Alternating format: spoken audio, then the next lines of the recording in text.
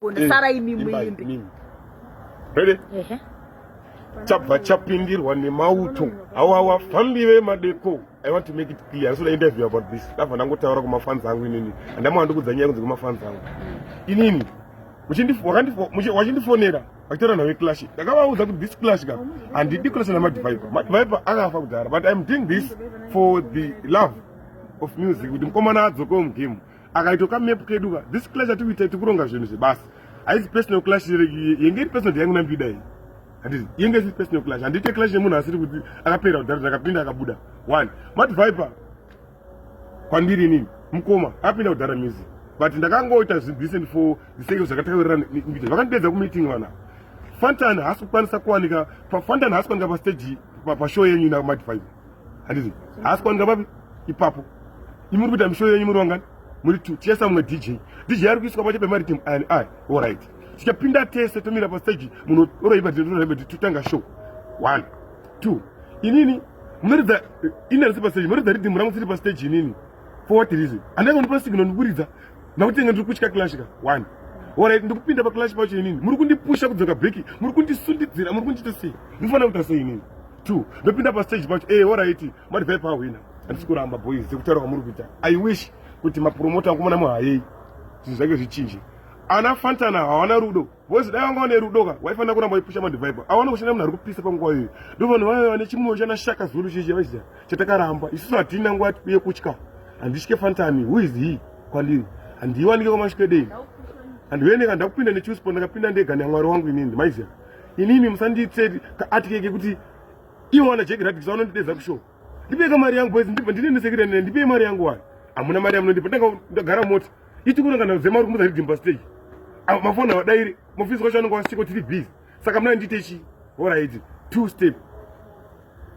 Inini handisi kurwadziwa neclash kana chi. Ndikuti kana muchida dance gari rakanaka ndisaenda Fantani wesawo moisa stage up. Kuti zvokuti munondingira maminutes ndakupa signal ndakuyere.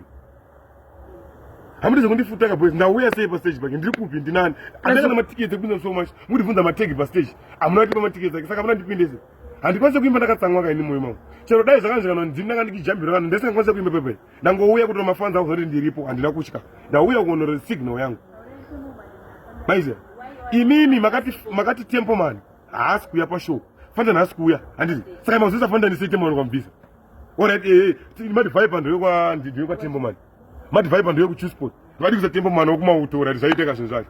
Hapana, makutaka kundiverengera maminutes. Masitera makusanda ndimai ndashikona live kanti mota. Ngati makusanda masini. Makuwanika makutaka kuti countera mamuda zvinhu zvingani. Plus maminutes akaundwa uchipinda. Vachitokona. Grand Jorizia. I know. Mutaka kundipusha boys. Asuda interview about this blogger timu rangu remaningi interview sorry asuda interview about this. Ntaura pamoyo pangu. Kuti mafans angu inini musandi ndoziziya chaita nditaure nje kuti ndaona kuti ndizotenga mene mabhadhara mari kundoonawo paipai vakaona kwakandisapota but saka ndauya kuzokuratidza ndiripo but hatisikwirira even soche dai uzondipusha pepe ndaisingokwanisa kudza bcause handiimbire mahara ndine mhuri kai. Taurai neni kuti mari muchiri parini kutongoramba handipa takasainirana hatina chatakawirirana saka munongondiita sei? Ndakuita zvekuti imi muda kuuraya zita remunhu zvamakaita vanhu ndokuziyai ka unhu wenyu.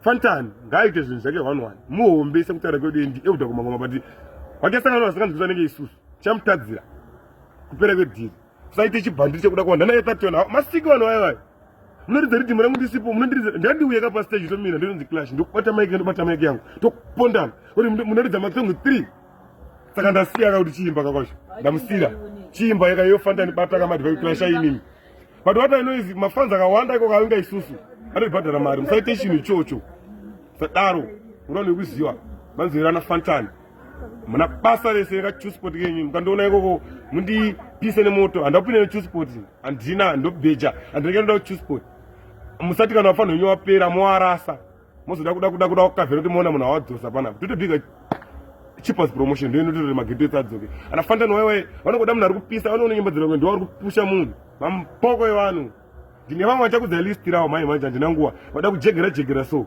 munhu ari kupisa vada kupedza munhu kuti aramba dhiri katana vana basa reo katana vana vanongo takuza mari kakudzira DJ wako ridhimu rangu wakuti mari nditoita matiyana zvitoka record kudhata takataurira nerero dai mati i song for song taurira makati it's one rhythm watso makutanga kuti timangoma munakuimba timangoma hopo imi anditye wo andauya ndinotya malenzi acho anauya daindaishereza bwana uya daisati uita zvinhu zvazvo ndaingoti ini ndagara nokubhuku endwe ndikutsvaga ikweni kamari kacho katakapeka koko inini kanondoni ndikatora pawiki ipapo peka ipapo saka ndakangoenda for entertainment for my fans kwete zvokunzi ndizvo zvamakandudza sandiudze kuti iwafa ka yekuti munodedza munhu makutange pusapoti kaepatoni kake kakaona ndosaka kasina mbiri kachikombisa kuti rasta tutsvuku fuck off